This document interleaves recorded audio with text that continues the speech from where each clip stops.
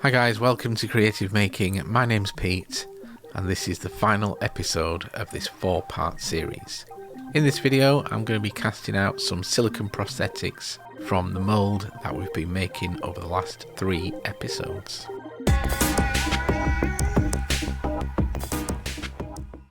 Okay, so this is the core that we made way back when, and we sculpted on that, and then from that we made this mould. I've cleaned it all out, given it a good clean. Well, let's pop it together. So here we go, we can see that difference there, that's that clay slab we used. But when I put it together, it's kind of rocking side to side, so what on earth is that? I had a little think, I went back and watched the last video, and I noticed this. Yep, we got shrinkage, so that gap there is the mould has shrunk while it's curing. This could be a disaster, we don't want that rocking. So what I'm going to do is I'm going to cast in some silicone, just a 2-part silicone, just to have a look what it looks like. So we're starting off obviously with a little bit of mould release. As always, I'm using Ease Release 200. I'm going to release the core and the mould. And to do that, it's pretty standard. We go on with a spray of the mould release, and then I'll take a little brush and brush it into all the nooks and crannies. I want to make sure there's a good coverage here.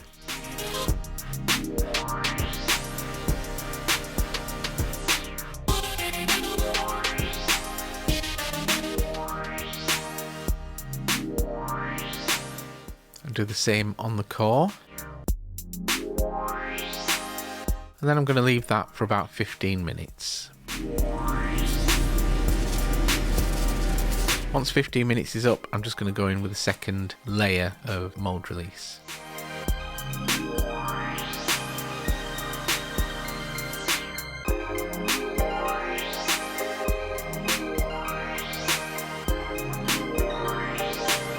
For the silicone for this, I'm just going to use Moldstar 20 NV. I've already decanted a little bit out there. As I say, this is just a test cast to see how well or not the mould works. So we'll pop the 2 components together there.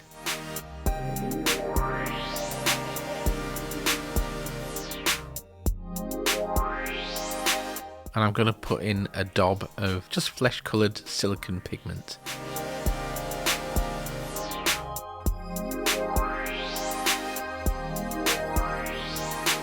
We'll give that a good thorough mix.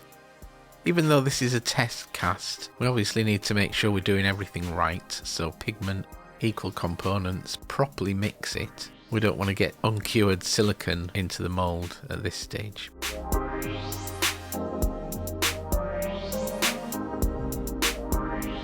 So to pop that in, I'm literally just going to pour it in. Make sure all the detail parts are covered there. Move the mould around and then pop the core in. This is the important part here. You can see I'm having a bit of a fight with this, but I'm going to put these 4 clamps on, and the idea is to try and give it as much pressure on each of the 4 points. And once that's done, I'm just going to leave that to one side to cure.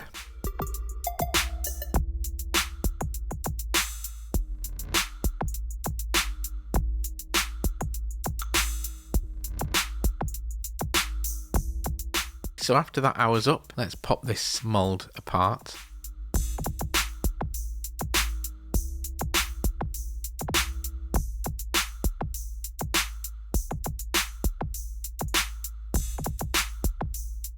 And what have we got? Let's have a look.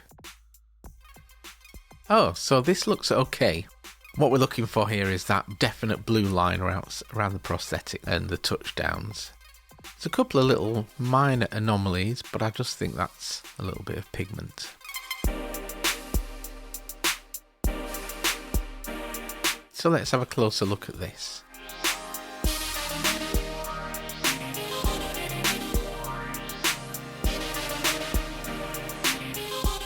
So yeah, that's looking pretty good. It's picked up all the detail there. There is just that one little tiny bit there, but I think that's a bit of pigment that I might have spilt. Other than that, it's all looking pretty good. I think I'm confident that we can go ahead and do a proper cast. For this casting, I'm going to airbrush the cap plastic in there. For airbrushes, we've got a couple of options. Got these guys here. Let's just get these out of the wallet.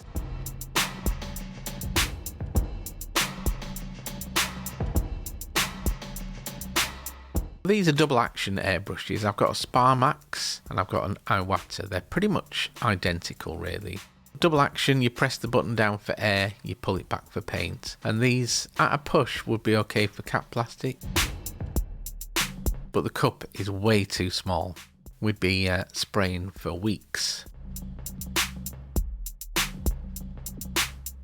For this job, I'm going to use this. This is also Sparmax, but as you can see, it's got a huge cup on the top. You can put lots of cap plastic in there. And it's got a slightly different trigger mechanism. It's a bit more comfortable with that pistol grip. I'm going to use some Bentley cap plastic. I've mixed this up to 3.5 parts acetone to 1 part cap plastic. And of course I've got some spare acetone there that I'm going to use to clean up my airbrush later on. So let's begin the process of preparing the mould. Of course we need to get cap plastic into this, but we don't want it to stick. We want it to be able to come out of the mould as easy as possible. So we need to apply mould release to both the mould and the core. For that, the mould release I'm going to start with is Ease Release 205. Now this is a liquid version of the aerosol that I've been using, and I'm just going to brush in a decent amount of this mould release. I'm going to make sure I'm getting into all the nooks and the crannies. I'm going to make sure I get into all the detail. I'm also just going to brush up a little bit around the sides there.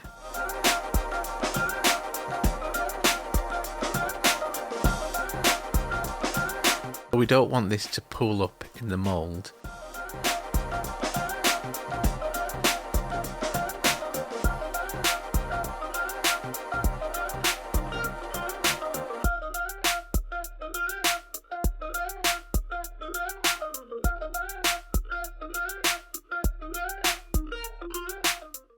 You can see when I pick it up here, there's still liquid in there, so we just want to make sure we get rid of that.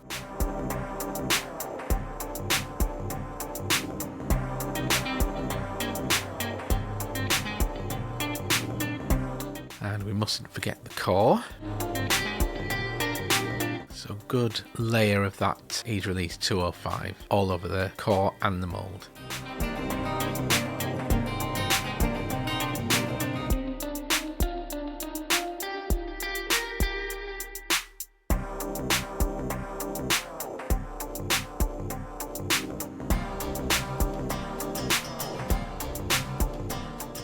So once that's done, we'll just leave those to air dry.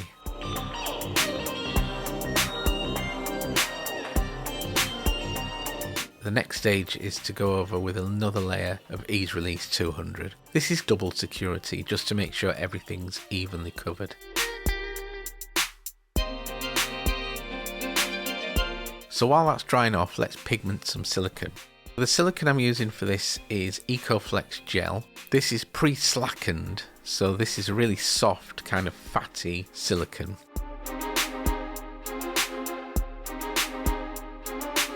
All of these pots should come with a seal on there. If that seal's broken or there's one missing, then maybe just give them a call and get it changed.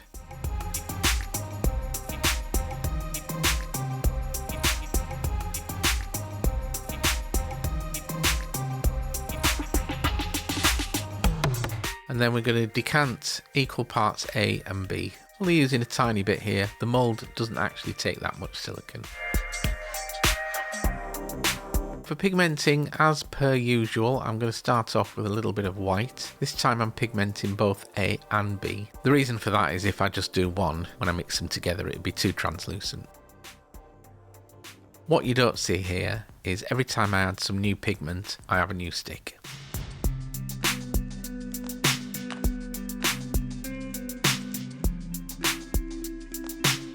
In with some flesh. We just want to get a really pale flesh, that's why we're putting the white in to start with. And once that's in, then we'll pop some flock in, so a bit of red and a bit of blue. Give that a good thorough mix.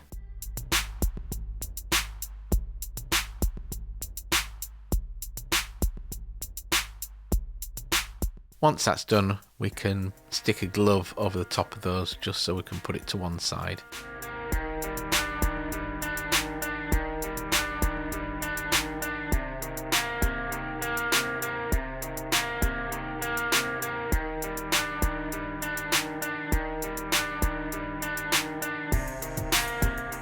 So they're sealed up, put those to one side until I'm ready for them.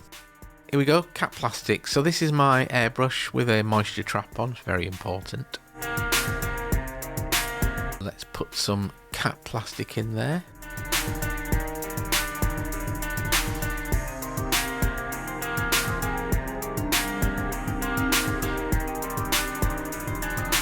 I've got this plugged into an air compressor just under my desk.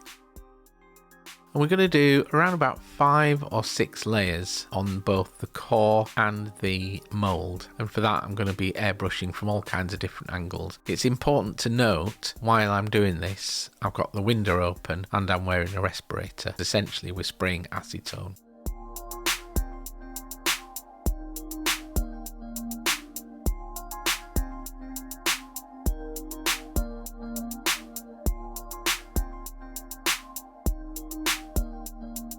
Once the cap plastic's done and it's dried, let's just check if it's thick enough.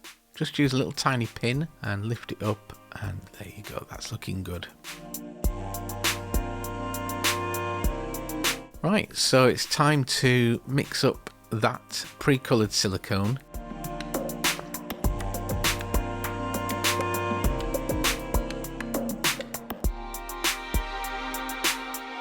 We'll just decant those, pretty simple. We know that that's equal parts, we know it's all pigmented, so just dump it in and give it a proper good mix. So as before, we're going to pour it in. I'm going to tip the mould over and then put the core in there, and we're going to get those clamps on.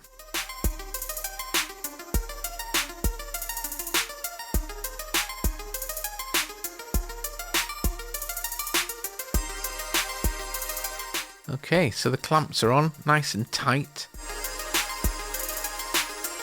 And then we're just going to leave that. Actually, I left that overnight for it to cure.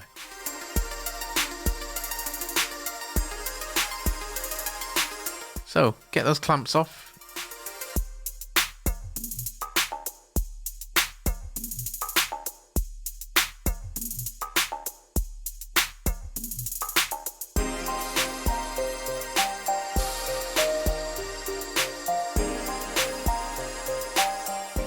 So when it comes to demolding this, it's very delicate. The silicone will rip quite easily because it's really soft. So you just need to take your time with this. Don't be tempted to just prise it open with a crowbar. Be careful when you're demolding this. You've put a lot of work in, you don't want to destroy it. One of the things that you can use to help is some baby powder. So all I'm doing here is I'm just trying to break the seal. I'm not trying to actually pull the thing out just yet, because before I do, I want to break the cap plastic off the core. And that's just so it doesn't rip as you're pulling it out.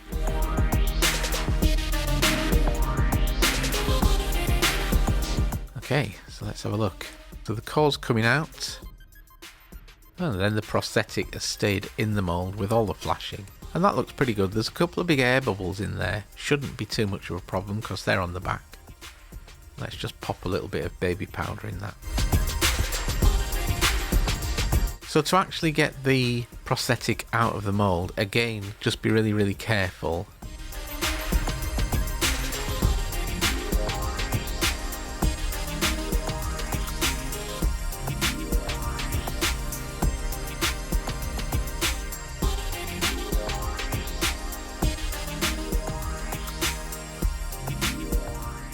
And you can see here I'm just working gently, little tiny bits at a time. And if we've done our mould release correctly, we should be able to get this out without any baby powder. And I'm just teasing it out. As I was demoulding this, there's a bit, you can't really see, but there was a bit that was preventing it from coming out so easily. So I left that until the end, and you'll see right at the end I just kind of pull the whole thing to me a little bit and it releases. This is in real time, so you can see I'm not rushing. Just pull it to me, there we go. And it's released, and it's come out really well. I'm really happy with that. I always like to put these straight onto the core so they don't get creased.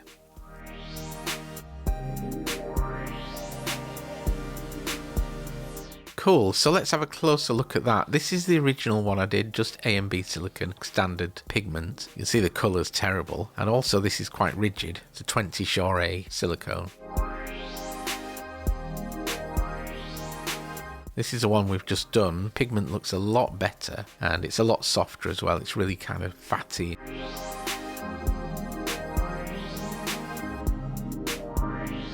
So there we go, closer look. I'm really happy with how that's come out. You can see all that texture and detail, looks great.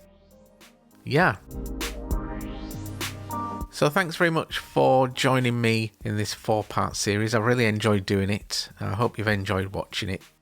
If you have enjoyed it, subscribe to the channel. It costs absolutely nothing and it really helps me out.